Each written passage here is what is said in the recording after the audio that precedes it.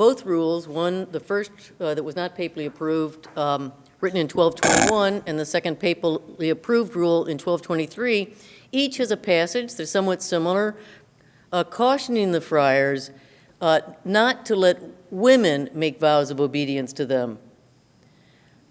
It doesn't say anything about avoiding women like the plague, but he is cautioning them about creating more linkages with women. Francis accepted the linkage between himself and his friars in San Damiano, but he doesn't say anything overtly against women. And let me just point to another passage. I'm not sure if it's in both rules or just the later rule, but he has a passage about friars, and I will be paraphrasing because I don't have this memorized, saying that friars who get involved in a scandal of some sort, and one presumes he's talking about sexual scandal with women, are to be dismissed.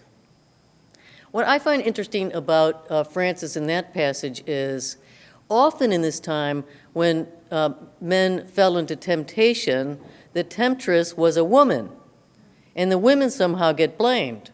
Well, much as it even happens today. How is she dressed? Francis doesn't do that.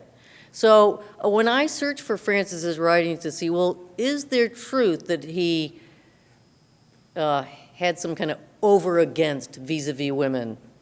Maybe I don't want to use the strong word misogyny.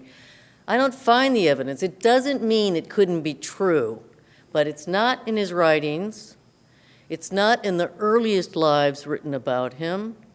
It only comes to the fore around the time of this second life in the late 1240s, when the brothers are really trying to have no pastoral responsibilities toward the women in the order of San Damiano. And around this same time, there's a text that gives a quotation attributed to Francis that's also very misogynistic, but it comes from a very late manuscript. So, we can't know the entire truth, but I don't see any hard evidence. And it seems too coincidental that when the evidence of Francis being a misogynist gets out there, that it happens at just the time other brothers want to back away from women.